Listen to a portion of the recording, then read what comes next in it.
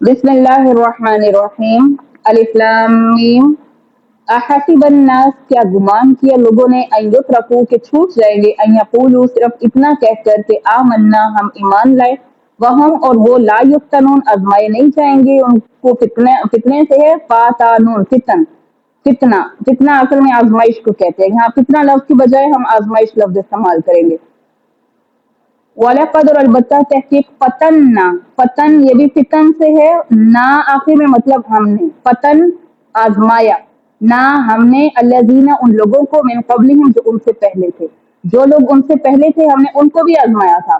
फलयअलमल्लाह, बस जान लिया या जाहिर कर दिया अल्लाह ने, या मालूम कर लेगा, या अलमन्ना इल्म से है, आइन लाम मीम, जानना या जाहिर करना भी हो सकता है, और जान लेगा अल्लाह ताला, मालूम कर लेगा अल्लाह ताला अल्लज़ीना उन लोगों को, सदक़ू वो सच बोले हैं, वलयअलमन्ना और अलबत्ता वो जान लेगा कादिबीन झूठों को, यानी कि कौन सच्चा है अपने ईमान में, कौन झूठा है, अल्लाह उनको जरूर मालूम कर लेगा। अम हसीबा, क्या गुमान करते हैं, अल्लज़ीना वो लोग जो यामलून सय्यिआत जो बुराइयां करते हैं, यामलून अमल से, सय्यिआत सय्यिआ बुराई, एक सय्यिआत जमा, अन यस्बिकूना, यस्बिकूना सबकत से है, सबकत ले जाना, चढ़ जाना, या बढ़ जाना, आगे निकल जाना। क्या वो लोग जो बुरे काम करते हैं वो ये समझते हुए हैं कि ये हमारे काबू से निकल जाएंगे, आगे निकल जाएंगे, सा बुरा है, मा यहकुमून जो वो करते हैं, जो वो हुक्म करते हैं या जो वो ख्याल करते हैं वो बुरा है। तो देखिए आयत नंबर 2 में अल्लाह ताला ने फरमाया क्या लोगों ने ये गुमान कर रखा है कि उनके सिर्फ इस दावे पर कि हम ईमान लाए हैं हम उन्हें बगैर आजमाए ही छोड़ देंगे। अब जब ये सूरत नाजिल हुई तब मुसलमानों पर मक्का के जुल्म सितम के पहाड़ ढाए जा रहे थे। कुछ लोग ऐसे भी थे जो दिल से तो इस्लाम के हक्कानियत पर यकीन रखते थे मगर मुश्किलात और मसाइब से घबरा कर अपने ईमान का ऐलान नहीं करते थे। कुछ ऐसे भी मुसलमान थे जो इस्लाम लाने की हद तक तो बहुत मुखलिस थे मगर मुश्किलात के वक्त घबरा जाते थे। और मुसलमानों का एक कसीर तबका ऐसा रासिखुल ईमान, ईमान में पक्का लोगों का भी था जो इन मुश्किलों को, इन मसाइब को अल्लाह की रजा की खातिर फराग दिली और फंदा पेशानी से बर्दाश्त कर रहे थे। अब इस आयत में हर तरह के लोगों को मुतनब्बे किया जा रहा है, तंबीह की जा रही है कि यही मसाइब और मुश्किलात ही उनके ईमान की कसौटी हैं। इन्हीं से ये मालूम किया जा सकता है कि फलां शख्स किस हद तक अपने ईमान के दावे में पुख्ता है। फिर अगली आयत में अल्लाह ताला ने फरमाया कि इन अगलों को भी हमने खूब जांचा, यानी यकीनन अल्लाह ताला इन्हें भी जांच लेगा, वो जो सच कहते हैं उन्हें भी मालूम कर लेगा और जो झूठे हैं वो भी पता चल जाएंगे। तो हजरत खबाब बिन अरत रज़ियल्लाहु अन्हु कहते हैं एक दफा मैं रसूलुल्लाह सल्लल्लाहु अलैहि वसल्लम के पास आया। उस वक्त आप काबे के साए में एक चादर पर तकिया लगाए बैठे थे। तो इस जमाने में हम मुश्रिक लोगों से बड़ी तकालीफ उठा रहे थे। तो मैंने रसूलुल्लाह सल्लल्लाहु अलैहि वसल्लम से पूछा आप अल्लाह से दुआ क्यों नहीं करते। ये सुनते ही आप तकिया छोड़कर सीधे बैठे। आप सल्लल्लाहु अलैहि वसल्लम का चेहरा गुस्से से सुर्ख हो गया। आपने फरमाया तुमसे पहले ऐसे लोग गुजर गए हैं जिनके गोश्त और पट्ठों में हड्डियों तक लोहे की कंगियां चलाई जाती थी मगर वो अपने सच्चे दीन से नहीं फिरते थे और आरा उनके सर के दरमियान रखकर चलाया जाता और उनके दो टुकड़े कर दिए जाते हत्ता कि वो ईमान से ना फिरते। और ये अल्लाह अपने गलबा हक को जरूर पूरा करके रहेगा, अपने काम को जरूर पूरा करके रहेगा। फलयअलमन्ना, यहाँ जो लफ्ज आया वलयअलमन्ना और फलयअलमन्ना, अब ये फलयअलमन्ना से एक गुमराह फिरके ने ये अकीदा अखज किया कि जो जो वाकयात ज़हूर पजीर होते रहते हैं अल्लाह को इनका इल्म होता रहता है। तो इस अकीदे को वो लोग अपनी इस्लाह से बुरा समझते हैं, यानी वो ये समझते हैं कि अल्लाह को पहले इल्म नहीं है, जैसे जैसे वाकयात पजीर ज़हूर पजीर होते हैं तब अल्लाह को इल्म होता जाता है। तो ये उनका जो है ये उनकी सोच गलत है, ये गुमराह फिरका है।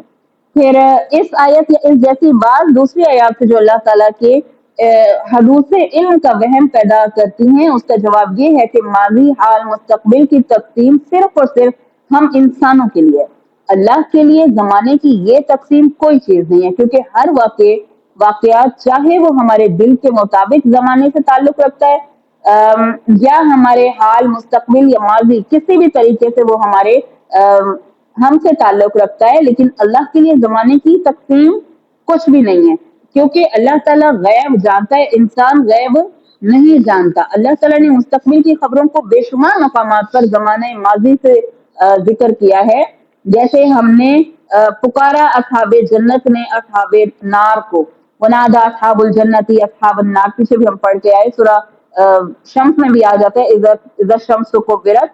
تو یعنی اللہ تعالیٰ نے کیا کہا کہ پکارا جنت والوں نے جہنمیوں کو۔ ابھی تو جنت اور جہنم میں کون ہے؟ حساب کتاب ہوگا تبھی جنت اور جہنم میں لوگ جائیں گے نا۔ تو اللہ تعالیٰ نے آنے والے کل کا یہاں پر ذکر فرمایا، لیکن ان کا یہ دعویٰ کہ اللہ تعالیٰ کو جب حالات رونما ہوتے ہیں تب اللہ تعالیٰ کو اس کا علم ہوتا ہے، تو یہ گمراہ فرقہ ہے۔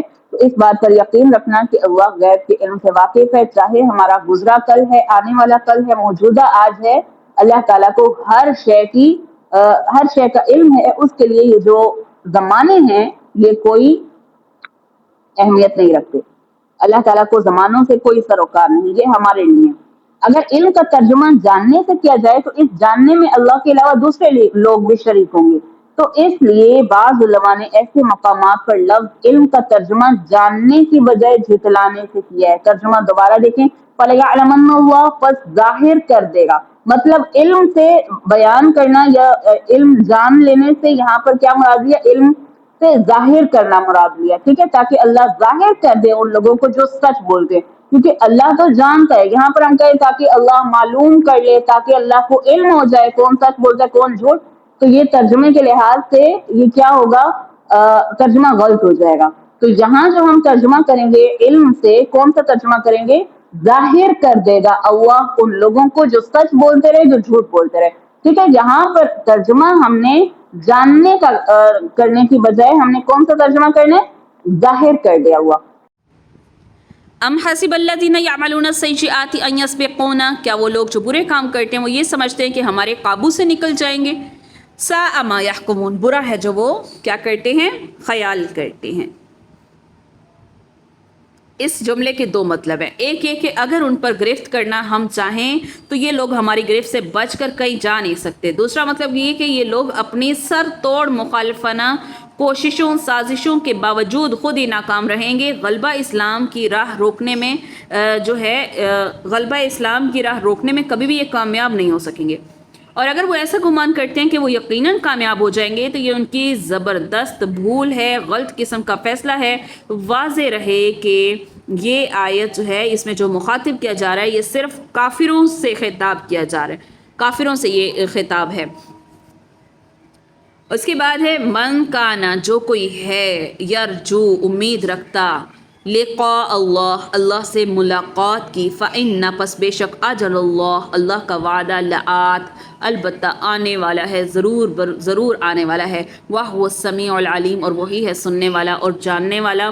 جو لوگ دین اسلام کی سربلندی کے لیے ہر طرح کے مصائب اور مشکلات اور بڑی خندہ پیشانی سے حالات کو برداشت کر رہے ہیں، اس توقع پر کہ موت کے بعد یقیناً انہیں اس بات کا اجر ملنے والا ہے، تو انہیں یہ سمجھ لینا چاہیے کہ ان کی موت کا وقت آنے ہی والا ہے۔ دنیا کی زندگی بس چند روزہ زندگی ہے، اس کے بعد یقیناً ان کی اللہ سے ملاقات ہوگی اور انہیں ان کے اعمال کا پورا بدلہ دیا جائے گا، کیونکہ ان کے تمام اعمال اور اقوال اللہ سے پوشیدہ نہیں ہیں۔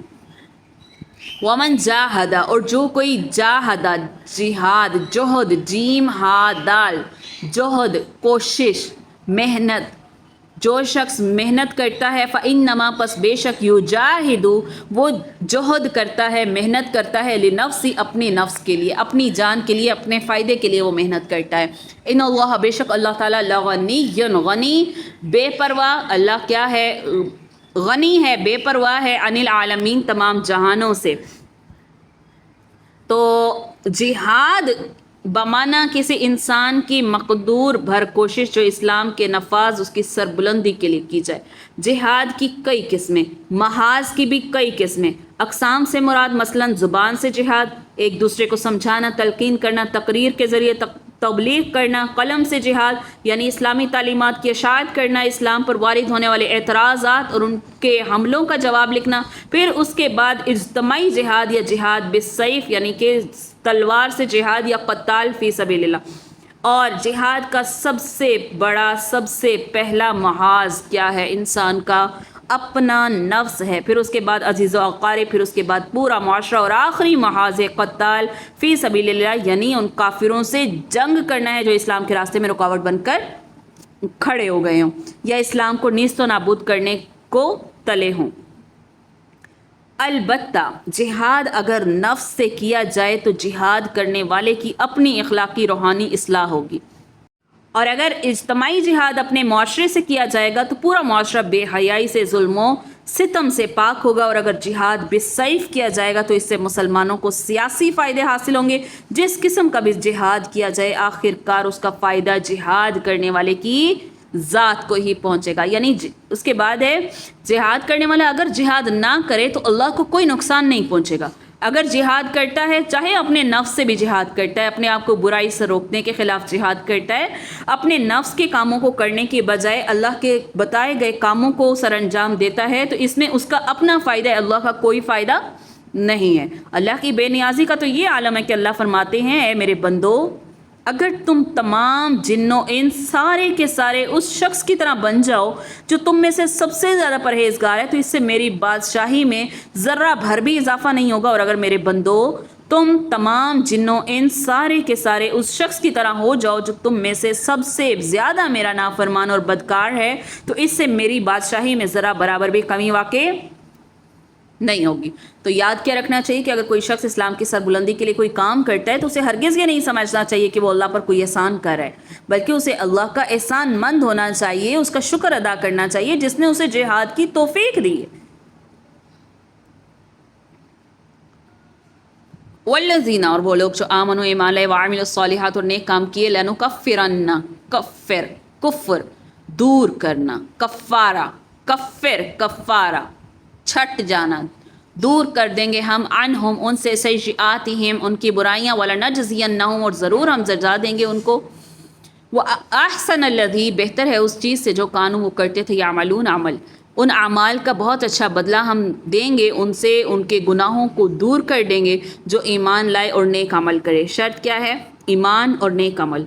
3 सूरतें, एक के जो शख्स इस्लाम लाए उसके साबका गुनाह माफ़, इसी तरह नेक अमल करने से छोटी मोटी बुराइयाँ माफ़। दूसरा ये कि जो शख्स नेक काम बजा लाना शुरू करेगा उसकी खुद ब खुद बुराइयों से उसे नफ़रत होती जाएगी। तीसरा ये कि जिस मुआशरे में नेकियां रिवाज पाने लगेंगी बुराइयां खुद ब खुद मिटती चली जाएंगी, क्योंकि ये दोनों एक दूसरे की ज़िद हैं। नेकियां करोगे बुराइयां छट जाएंगी, एक चीज़ आएगी तो ला महाला दूसरी को जाना पड़ेगा। बिल्कुल ऐसा ही मामला सुन्नत और बिद्दत का है, जिसके मुतल्लिक वाज़ेह अल्फाज़ रसूलुल्लाह सल्लल्लाहु अलैहि वसल्लम ने फरमाया, जहाँ एक बिद्दत रिवाज पाती है वहाँ से एक सुन्नत उठा ली जाती है। यानी कि बिद्दत के रिवाज पाने का ही दूसरा पहलू सुन्नत का उठ जाना है।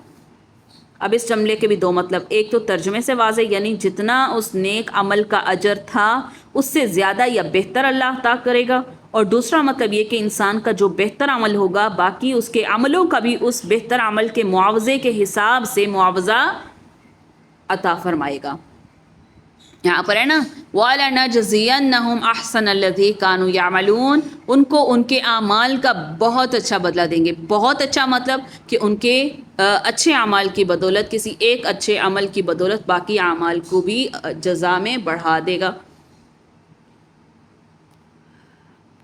ववस्सैना, और हुक्म दिया हमने, वसीयत से है, वसीयत की हमने या हुक्म दिया। यहाँ हुक्म दिए से मुराद देंगे क्योंकि अगली आयत का तर्जुमा देख के आप यहाँ पे हुक्म को ज़्यादा बेहतर समझेंगे। देखें ना, ववस्सैना वसीयत की हमने इंसान को बिवालिदैहि अपने वालिदैन से हुस्ना एहसान करने की, नेक सलूक करने की। तो इसलिए यहाँ पर तर्जुमा अल्लाह ताला की बात हो रही है, तो मतलब क्या करेंगे? हुक्म दिया हमने इंसान को कि अपने वालिदैन से नेक सलूक करे। व इन जाहदा का, और अगर झगड़ा करें तुमसे दोनों, लितुश्रिका के तू शरीक लाए, भी मेरे साथ, मा लैसा उस चीज़ को जो नहीं है, लका मेरे लिए, भी इल्म उसके इल्म के साथ, फला तुतिअहुमा पस मत उन दोनों का कहना मानना, तुतिअहुमा अताअत से, तो तुम ताअत से, इताअत से, نہ تمہیں اطاعت کرنا ان دونوں کی، الیہ میری ہی طرف مرجعکم لوٹ کرانا ہے، پھر کرانا ہے، رجوع سے ہے راجعین، مرجعکم لوٹ کرانا ہے، پھر آنا ہے تمہارا، فانبئکم نبا، نبا خبر کو کہتے ہیں، فانبئ میں خبر دوں گا کم تم کو، بما اس چیز کی جو تم تھے، تعملون تم عمل کرتے، جو تم عمل کرتے تھے اس چیز کی میں تمہیں خبر دوں گا۔ تو اللہ تعالیٰ نے بہت سے مقامات پر اپنے حقوق کے ساتھ والدین کے حقوق اور ان سے بہتر سلوک کرنے کا ذکر فرمایا۔ مسئلہ اہمیت، اس مسئلے کی اہمیت کا اندازہ ہو جاتا ہے کیا کہ اللہ تعالیٰ کی اطاعت پھر والدین کی فرما برداری، مطلب معلوم ہو گیا کہ اللہ کی اطاعت کے بعد جو سب سے بڑا سب سے اہم فریضہ والدین کی اطاعت کا فریضہ ہے، یعنی کائنات میں ایسی کوئی چیز نہیں ہے جو اللہ کے ساتھ شریک ہو سکے۔ اللہ کی اپنی شہادت بھی یہی ہے کہ وہ اللہ جو کائنات کا ایک ایک چیز کا ذرا ذرا بھر تک علم رکھتا ہے، اس کے علم میں کوئی چیز نہیں جو اس کی شریک ہو، تو پھر تجھے یا کسی دوسرے کا کیا علم ہو سکتا ہے۔ تو اس آیت میں لاکا کا لفظ جو ہے یہ صرف تاکید مزید کے طور پر ہے، اور جو لوگ بعض اشیاء یا ہستیوں کو اللہ کا شریک قرار دیتے ہیں تو یہ محض ان کے جاہلانہ وہم ہیں، بے سند خیالات ہیں، حقیقت کی انہیں بھی کوئی خبر نہیں ہے۔ یعنی اس کے بعد فرمایا والدین تجھے شرک پر مجبور کریں تو ان کی یہ بات تسلیم نہیں کی جائے گی۔ تو سیدنا سعد بن ابی وقاص کے بیٹے مصعب بن سعد کہتے ہیں کہ اس کی ماں نے قسم کھائی تھی کہ وہ سعد سے کبھی بات نہ کرے گی جب تک وہ اپنا دین اسلام نہ چھوڑے گا، نہ وہ کچھ کھائے پیے گا، نہ تو وہ سعد سے کہنے لگی اللہ نے تجھے والدین کی اطاعت کا حکم دیا اور میں تیری ماں ہوں اور تجھے اس بات کا حکم دے رہی ہوں۔ پھر 3 دن اس نے نہ کچھ کھایا نہ پیا، نہ ہی سعد سے بات کی۔ 3 دن کے بعد اسے غش آ گیا تو اس کے ایک دوسرے بیٹے عمار نے اسے پانی پلایا، یعنی وہ بے ہوش ہو گئی۔ تو جب اسے ہوش آیا تو سعد کے حق میں بد دعا کرنے لگی۔ تب اللہ تعالیٰ نے یہ والی آیت نازل فرمائی کہ اگر اللہ کے علاوہ کسی اور شے کو تیرے ساتھ یعنی اللہ کے ساتھ شرک کا اگر وہ والدین کہیں تو تم ان کی اطاعت نہیں کرو گے۔ اس نے جو کہا اللہ نے تمہیں والدین کی اطاعت کا حکم دیا ہے تو بس میری بات مانو، تو اللہ تعالیٰ نے واضح کر دیا کہ میرے ساتھ اگر کسی کو شریک ٹھہرانے کی بات کریں یا تم سے ضد لگائیں تو تم نے کیا کرنا ہے؟ بالکل ان کی بات کو نہیں سننا۔ والذین، اور وہ لوگ جو آمنوا ایمان لائے، وعملوا الصالحات اور اچھے اعمال کیے، لندخلنہم البتہ داخل کریں گے ہم انہیں فی الصالحین نیکوکاروں میں ہم داخل کریں گے۔ یعنی پریشان کن حالات میں جو شخص ایمان لائے، نیکی کی راہ پر قائم رہے جبکہ ان کے والدین یہی کافر تھے، تو اللہ ایسے لوگوں کو صالحین کے زمرے میں شامل فرمائے گا۔ اور اللہ کا دستور یہ ہے کہ اگر والدین بھی مسلمان ہوں، اولاد بھی، تو اللہ تعالیٰ اولاد کو اپنے والدین کے ساتھ ملا دے گا، اگرچہ اولاد کے نیک اعمال اپنے والد کے اعمال کے برابر کے نہ ہوں۔ اگر والدین کافر تھے تو اللہ ان کی اولاد کو صالحین کے زمرے میں شامل فرما دے گا۔ تو وامن الناس، اور لوگوں میں سے من یقول، جو یہ کہتے ہیں آمنا ہم ایمان لائے، باللہ اللہ پر، فاذا پس جب اوذیا ایذا دی جاتی ہے، تکلیف دی جاتی ہے، فی اللہ اللہ کی راہ میں، یا اللہ کے فی میں اللہ میں، تو مطلب ٹھیک درست کر لیں گے کہ اللہ کی راہ میں، جعل وہ کرتا ہے فتنۃ الناس، ایذا یعنی ایذا کو ناس لوگوں کو وہ کیا سمجھتے ہیں؟ کعذاب اللہ، لوگوں کے تکلیف پہنچانے کو وہ اللہ کا عذاب سمجھتے ہیں۔ وَلَئِن، اور اگر آ جائے نصر، مدد آ جائے من ربک، تیرے رب کی طرف سے، لَيَقُولُنَّ، البتہ کہیں گے، اِنَّا كُنَّا، بے شک ہم تھے، مَعَكُمْ تمہارے ساتھ تھے، اَوَلَيْسَ، کیا نہیں اللہ اعلم خوب جاننے والا، بما اس چیز کو جو فی صدور العالمین جو ان کے سینوں کے درمیان ہے، کیا اللہ اس سے واقف نہیں ہے؟ مطلب کہ بعض لوگ ایسے ہیں جو زبانی کہتے ہیں ہم ایمان لائے ہیں، لیکن جب اللہ کی راہ میں کوئی مشکل آن پڑتی ہے تو لوگوں کی ایذا دہی کو اللہ کے عذاب کی طرح بنا لیتے ہیں۔ ہاں اگر اللہ کی مدد آ جائے تو پکار اٹھتے ہیں تو ہم تو تمہارے ساتھی ہی ہیں، کیا دنیا جہاں کے سینوں میں جو کچھ ہے اسے اللہ جانتا نہیں ہے؟ یعنی وہ ہوتا تو کمزور ایمان والا ہے مگر اپنے آپ کو راسخ العقیدہ مسلمانوں میں شامل سمجھتا ہے اور انہی کی طرح اپنے ایمان کا اقرار اور دعویٰ کرتا ہے۔ اسلام لانے والوں کا بھی اسلام لانے کے ساتھ ہی امتحان شروع ہو جاتا ہے۔ اگر کوئی انسان ایمان لایا، امتحان شروع، مسلمانوں کو کافر کی جانب سے ہر طرح کے دکھ تکالیف برداشت کرنے پڑتے ہیں، حق اور باطل کی جنگ شروع ہو جاتی ہے۔ ابتداءً جب حق کمزور اور باطل اپنے جوبن پر ہوتا ہے تو مسلمانوں کو کئی پریشانیاں لاحق ہوتی ہیں۔ کمزور ایمان والے اس حالت میں اس صورتحال کو برداشت نہیں کرتے اور اس سے جان چھڑانا چاہتے ہیں، اپنے ایمان کے دعوے سے دستبردار ہونا چاہتے ہیں اور کم از کم عملی طور پر اپنے دعوے کی وہ تردید شروع کر دیتے ہیں۔ پھر اللہ تعالیٰ نے فرمایا کہ اگر تم ایسے کام کرو گے، ایمان سے پھرنے کی باتیں کرو گے، تو اللہ تعالیٰ ان کے زبانی دعووں کی حقیقت کو خوب جانتا ہے کہ کون کون مفادات کی خاطر ایمان لانے کے دعوے کرتا رہا ہے، تکلیفوں سے بچاؤ کے کون کون سے راستے سوچتا رہا ہے۔ وَلَيَعْلَمَنَّ اور البتہ جان لے گا، ظاہر کر دے گا اللہ الذین ان لوگوں کو جو آمنوا ایمان لائے، وَلَيَعْلَمَنَّ اور البتہ ظاہر کر دے گا منافقین کو۔ اللہ تعالیٰ ظاہر کر دے گا کہ کون ایمان لانے میں سچا ہے اور کون منافق ہے۔ وقال الذین اور وہ لوگ جو کافر ہوئے، جن لوگوں نے کہا، یعنی کافر لوگوں نے جو کہا، جو کافر ہیں وہ کہتے ہیں للذین ان لوگوں سے آمنوا جو ایمان لائے ہیں، اتبعوا پیروی کرو سبیلنا ہماری راہ کی، ولا نحمل اور چاہیے کہ اٹھا لیں ہم خطایاکم تمہارے گناہ، وما ہم اور نہیں ہیں وہ بحاملین اٹھا لینے والے من خطایاہم ان کے گناہ، من شیء کچھ بھی، انہم بے شک وہ لکاذبون البتہ وہ کیا ہیں، البتہ وہ جھوٹے ہیں۔ کافروں نے ایمانداروں سے کیا کہا کہ تم ہماری راہ کی تابعداری کرو، تمہارے گناہ ہم اٹھا لیں گے، حالانکہ وہ ان کے گناہوں میں سے کچھ بھی نہیں اٹھانے والے، یہ تو محض جھوٹے ہیں۔ یہ بات مشرکین مکہ مسلمانوں سے کہتے تھے، اور اس لیے کہتے تھے کہ وہ خود آخرت کے قیام کے قائل نہیں تھے، نہ انہیں اس بات کا احساس تھا کہ آخرت میں ان سے پوچھ گچھ ہونے والی ہے، پھر انہیں اپنے اپنے گناہوں کا بوجھ بھی اٹھانا ہے۔ دوسری طرف اپنا دین انہیں پسندیدہ بھی تھا، مشرکانہ دین کو برحق سمجھتے تھے، اس لیے مسلمانوں سے کہتے اگر تم ہمارے دین میں آ جاؤ گے، ہمارے باپ دادا کی اطاعت کرو گے، تو تمہارے خیال کے مطابق تمہارے اس یعنی تم جیسے کہتے ہو کہ قیامت آئے گی، اعمال کا حساب کتاب ہوگا، تو ہم تمہارے اعمال اٹھا لیں گے۔ تو اس طرح کے سمجھوتے میں انہیں فائدہ ہی فائدہ نظر آتا ہے، کیونکہ ان کے نزدیک تو مرنے کے بعد زندہ ہی نہیں ہونا۔ تو یہاں سے ایک اصول بھی پتہ چل گیا کہ کوئی بھی شخص دوسرے کے گناہ کا بوجھ نہیں اٹھاتا، نہ اٹھا سکتا ہے، البتہ وہ لوگ جو جھوٹ بکتے ہیں اللہ ان سے خوب واقف ہے۔ دوسرا مطلب یہ کہ جب یہ جہنم کا عذاب دیکھیں گے، انہیں اپنا انجام معلوم ہو جائے گا، اس وقت کبھی نہ یہ بکیں گے کہ فلاں شخص ہمارے کہنے پر اسلام سے پھر گیا تھا، لہٰذا اسے تو جنت میں بھیج دو، اس کا عذاب میرے عذاب میں شامل کر دو۔ اس لحاظ سے یہ جو آج جھوٹ بول رہے ہیں، کل کو ان کا عذاب اٹھانے کو بھی تیار نہیں ہوں گے۔ وَلَا يَحْمِلُنَّ اور البتہ اٹھائیں گے اثقالہم اپنے بوجھ، وَأَثْقَالًا مَعَ أَثْقَالِهِمْ اور بوجھ اپنے ساتھیوں کا، وَلَا يُسْأَلُنَّ اور البتہ پوچھے جائیں گے یوم القیامہ قیامت کے دن عما اس چیز کے بارے میں کانوا جو تھے یفترون وہ گھڑتے تھے۔ یعنی البتہ یہ اپنے بوجھ تو اٹھائیں گے، اور اپنے بوجھوں کے ساتھ ہی اور بوجھ بھی، یعنی جن کو انہوں نے اسلام سے پھیرا ان کا بوجھ بھی ان کو اٹھانا پڑے گا، ان کی گمراہی کا عذاب بھی انہیں بھگتنا پڑے گا۔ تو منظر بن جریر اپنے والد سے روایت کرتے ہیں، رسول اللہ صلی اللہ علیہ وسلم نے فرمایا جس نے اسلام میں کوئی اچھا طریقہ جاری کیا اس کے لیے اس کے اپنے عمل کا بھی ثواب ہے، اور جو لوگ اس کے بعد اس طریقے پر عمل کریں گے ان کا بھی ثواب، اور عمل کرنے والوں کے ثواب میں کوئی کمی بھی نہیں ہوگی۔ اور جس نے اسلام میں کوئی بری راہ نکالی، بری طرح اس نے کوئی برے کام کی بنیاد رکھی، تو اس کو اپنے عمل پر بھی بوجھ، ان لوگوں کا بھی بوجھ جس نے اس برے طریقے پر عمل کیا، لیکن عمل کرنے والوں کے بوجھ میں کچھ کمی نہیں ہوگی۔